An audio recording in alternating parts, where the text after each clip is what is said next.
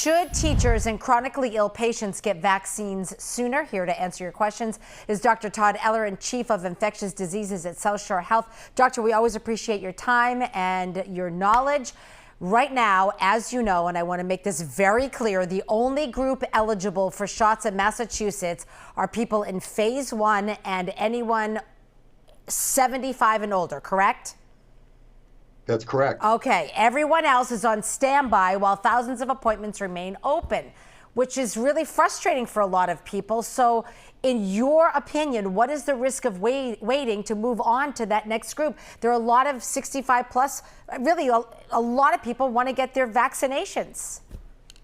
Right. So, of course, we want to vaccinate as many people as possible. But here's the issue right now. We're administering vaccines faster than they're being produced. So in the beginning, a month or two ago, there was a major administration gap. Much more vaccine was being delivered than is getting into our arms. Now, we're getting about 1.7 million people vaccinated a day. So it's outstripping the ability for these companies to produce vaccines. So that's the issue. So, right now we have to focus on the real priority group, which is that 75 and older. A lot of viewers, Doctor, are asking us for more information about these risk levels for severe disease. So let me ask you just flat out, is there any really big difference between someone who is 75 and someone who is 65 or has diabetes or undergoing cancer treatments? Is there a big difference in there?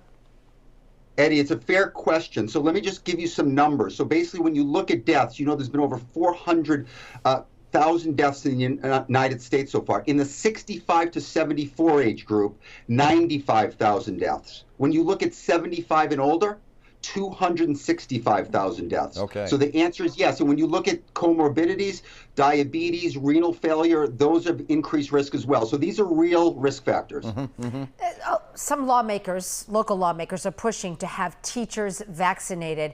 So what can you tell us about the infection risk for adults who are in schools?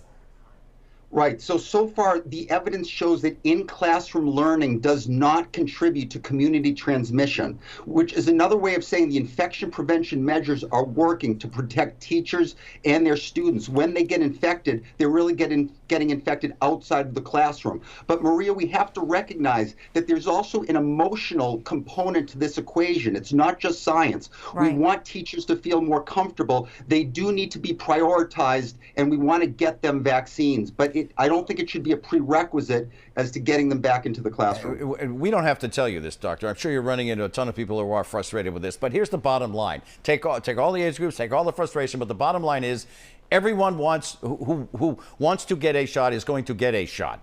So Dr. Fauci today said that he now thinks it may not happen, though, get one in everyone's arm to early summer instead of April. So does that go back to what you were talking about earlier, supply and administration of it? Absolutely, Ed.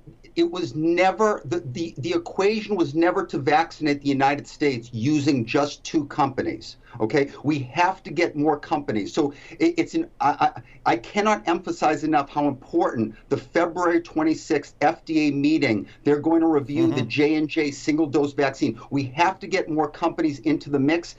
Do you remember what Chief Brody said in Jaws, the most famous line? Yeah, we got to get a bigger boat. Right. Absolutely. That's the bottom line. Yeah. Would AstraZeneca ever make its way here, too? Because this is yet another company that has an approved vaccine.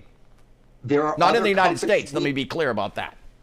That's true. Right now, we only have 2 companies approved, but we need ideally 3, 4. The more, the better. We just have to roll up our sleeves, get vaccinated so we can crush this virus. Is it possible, really quickly, that we could, I know Dr. Fauci said now June, is it possible, if that happens, if we can get more vaccine, that April is a potential to go back and say, you know what, yes, April, we may be able to do this? I mean, is it possible? It's possible, Marie. I think Dr. Fauci's latest analysis makes sense. I do think it's going to be longer because, remember, J&J doesn't have, they're only probably going to have about 10 million doses once they get hopefully get the emergency use authorization. So they will ramp up, but it's going to take time. I think it will be more like the summer. Dr. Ellerin, thank you so much for your time. Great to see you. Thank you, Doctor.